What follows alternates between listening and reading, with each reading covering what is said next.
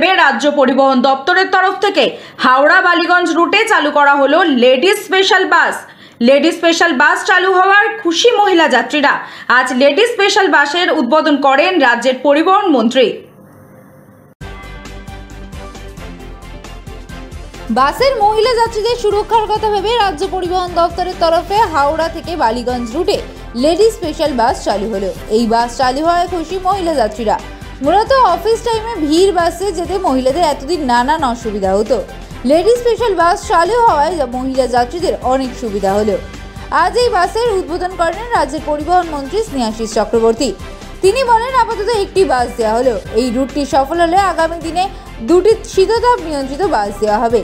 হাওড়া থেকে বালিগঞ্জ পর্যন্ত এই রুটের প্রথম দিনেই যাত্রী সংখ্যা ছিল চোখে পড়ার মতো। রোজ সকাল 9:30 থেকে হাওড়া থেকে মহিলা স্পেশাল বাস চলবে বালিগঞ্জের উদ্দেশ্যে। বাসটি park street, Elgin road, Rashbehari হয়ে বালিগঞ্জ পৌঁছাবে।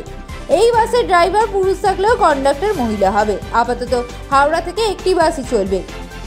বিকেলে আবার 5:30 বালিগঞ্জ থেকে হাওড়ার উদ্দেশ্যে একই রুটে বাসটি আসবে।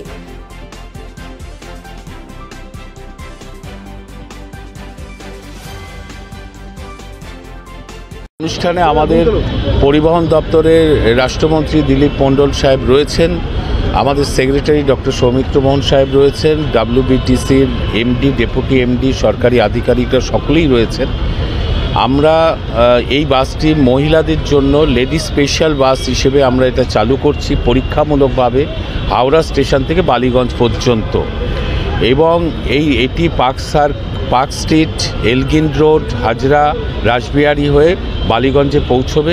প্রতিদিন সকাল 9:30 এখান থেকে যাত্রা শুরু করবে এবং বিকেলবেলা যখন অফিস ছুটি হবে আবার বালিগঞ্জ থেকে 5:30টার সময় এই বাসটি ওই নির্দিষ্ট রুট হয়েই হাওড়া স্টেশনে পৌঁছবে। এটা মূলত মহিলাদের জন্য। এর কন্ডাক্টর মহিলা, যদিও ড্রাইভার পুরুষ, কিন্তু কন্ডাক্টর মহিলা, এবং মহিলাদের জন্য স্পেশালি এই বাসটি আমরা চালু করলাম। এরপরে যদি যাত্রীর সংখ্যা বাড়ে তাহলে আমরা আবার বাসের সংখ্যা বাড়াবো। এখন পর্যন্ত এইটুকুই পরিকল্পনা আছে, কারণ আমাদের মাননীয় মুখ্যমন্ত্রী যেভাবে সার্বিক ডেভেলপমেন্ট সারা বাংলার জন্য করছেন, সর্বস্তরের সর্বশ্রেণীর মানুষের কাছে সরকারি পরিষেবা পৌঁছে দেওয়াই তার লক্ষ্য। তাই পরিবহন দপ্তরের পক্ষ থেকে যেমন আমাদের বাস চলে, তেমনি মহিলাদের জন্য স্পেশালি এটা চালু করলাম। চালু করে দেখি যদি অ্যাকসেপ্ট করে মানুষ তাহলে এর সংখ্যা বাড়বে। চলুক, কারণ হচ্ছে ডিম্যান্ডের উপরে নির্ভর করবে আমরা আর পরবর্তীকালে বাস বাড়াবো কি না।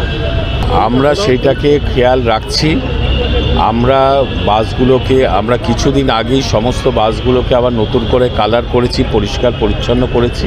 এটা যখন সময় আসবে আমরা নিশ্চয়ই এই মেনটেনেন্স